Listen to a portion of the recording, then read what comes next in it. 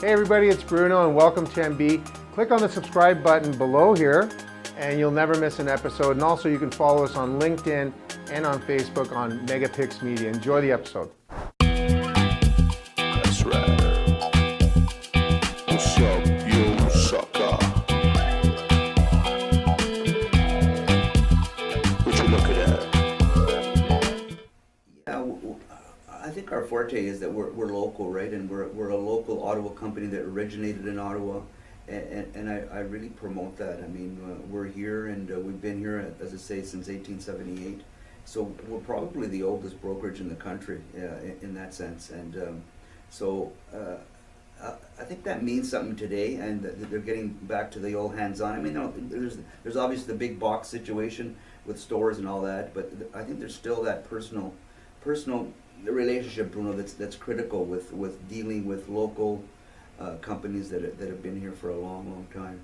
Likes, dislikes, Yelping, non-Yelping. How has that affected your business? I mean, let's start off with Matthew. I'll let Matthew answer that. Because everybody, Yeah. I mean, the Yelpers on your side are probably less than what you're going to be encountering and what you're seeing in your demographic. Yeah. How has that affected you guys? Oh no, it's huge for sure. It's much less so for him because a lot of my clientele are all online, right? All my listings are online. I have to keep my social media aspect very current. Like, so I try and post something every single day, even if it's just something. Really? You should consider video pages. Even like information about Ottawa. We try, like I said, we really try to push the local.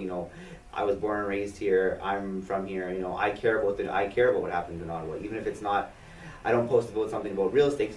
Not real estate news doesn't always happen in Ottawa. So I try and post about the LRT. The LRT's been big news around here. So try and post updates about traffic this and traffic that. Just try and give people useful information, so I'm not just lost in the white noise. Mm-hmm. How do you set expectations, especially in the modern world right now?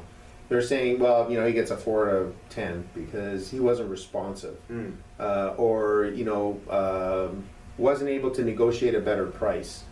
Really, that doesn't really fall onto you. If the seller does not want to move on price, it doesn't want to move on price. But how do you set expectations with your clients and your buyers and sellers so that obviously, this ranking system's been on forever and ever and ever, but it's not as in your face now. It's not as prevalent, right? It's not as prevalent. Yeah, for sure. How do you set expectations with buyers and sellers?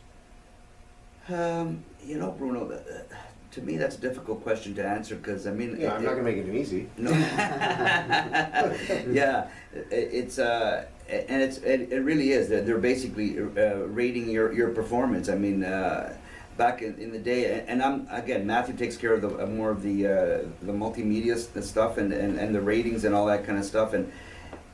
But you hear, back in the day, you heard the feedback from clients if they weren't happy, right?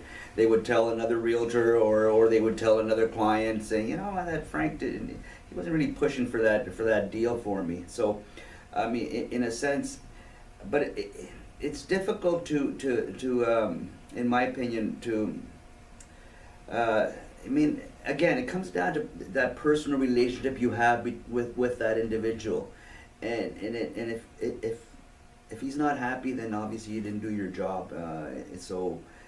Something went astray in the negotiations, or he didn't hit the house, so he wasn't happy. So there's certainly a lot of things that could pollute his opinion of you for sure. So. Again, I'm not sure how far down the road you can go on this one, but to future buyers and sellers, look, I'm from the industry, in the search industry, or one of the industries I work in, is that we're completely unregulated.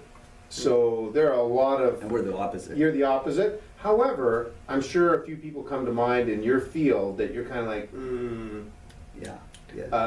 So what do you tell a buyer or seller that comes up to you and says, I want to use you guys, but I'm considering ABC firm and Johnny over there, but you kind of know that, ooh boy, Yeah, you've heard some things, and that's again that's a delicate. You certainly don't want to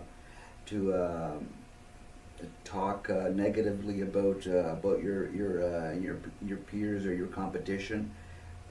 So I really, as a realtor, stay away from even though there's always rumors and there's always accusations and. But how about if you've been in a transaction with another realtor Yeah. on the other side, Yeah.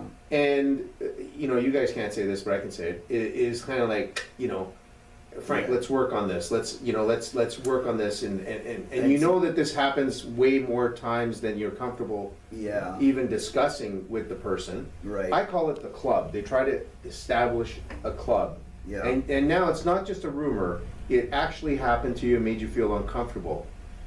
And how do you navigate that, or can you? It's difficult to navigate it again because of the ethics situation, and you're right, Bruno. I'm sure there's realtors out there that walk that line and that fine line of that gray area of I mean, obviously you want it to be on the up and up when you're offering something on a property.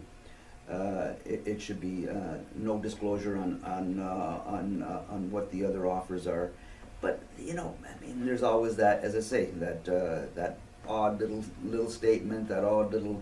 So it's difficult to again speak negatively about somebody that has happened or is happening. So. So do you have a re-expectation conversation with the realtor as opposed to the buyer and seller and say, listen, you said kind of these things last time. Yeah. It made me feel uncomfortable. No, I think the buyer knows what took place, and so it's more of and in multiple, that really happens in multiple offer situations, right? I mean, so. And in multiple offer situations, it's that one-shot deal. So we're really stressing on the client, you know what, don't hold back your $1,500 because you're not going to have an opportunity. So it's no use second guessing after, well, you know what, I should have put in that $1,500 bucks. So it's more educating the buyer that it's not the normal process of buying a house when it's a multiple bid situation. It's really, you're going with your best effort. If you don't get it, then hey, I wasn't going to pay couple of $1,000 more. So I didn't get it. But if you hold back and say, I was going to pay the $1,500, then it's. Hey everybody, I hope you enjoyed this episode. Remember, if you want someone to be our next guest, simple. Click below in the description and we'll get in touch with them. Thank you for watching, and please subscribe and you'll never ever miss another episode.